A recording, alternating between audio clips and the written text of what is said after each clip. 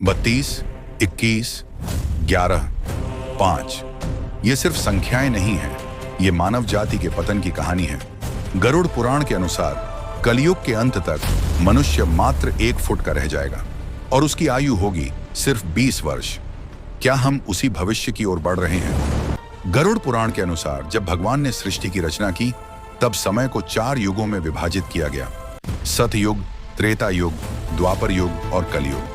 हर युग में मानव की आयु, शक्ति, कद और धर्म पालन की स्थिति अलग अलग निर्धारित की गई। सबसे पहला युग था सतयुग, जिसे सत्य, तप और धर्म का युग कहा गया है।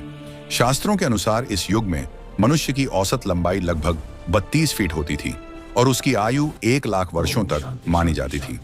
मानव अत्यंत तेजस्वी, बलशाली और दिव्य गुणों से युक्त था। इसी काल में भगवान ने मत्स्य, कूर्म, वराह और नरसिंह जैसे अद्भुत अवतार धारण किए। समुद्र मंथन जैसी महान घटना भी इसी युग में हुई, जब सृष्टि की रक्षा के लिए भगवान शिव ने विष का पान कर नीलकंठ स्वरूप धारण किया। इसके पश्चात आया त्रेता युग। इस युग में धर्म का प्रभाव कुछ कम होने लगा। मनुष्य की लंबाई घटकर लगभग 21 फीट रह गई और आयु घटकर 10,000 वर्षों तक सीमित हो गई। इसी युग में भगवान ने वामन, परशुराम और मर्यादा पुरुषोत्तम श्री राम के रूप में अवतार लेकर अधर्म का नाश किया और धर्म की पुनः स्थापना की।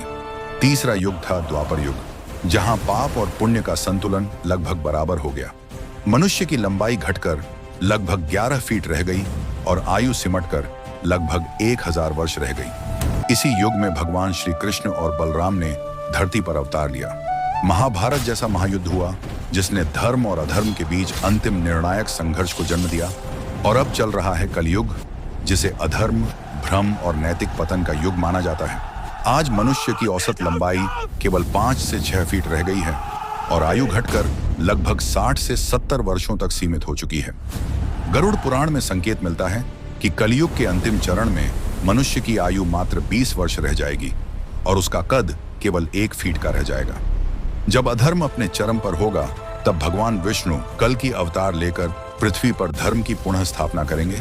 अगर आप भी मानते हैं कि कलयुग का अंत निकट है, तो कमेंट में लिखें जय श्री कल की और इस रहस्य को आगे जरूर बढ़ाएं।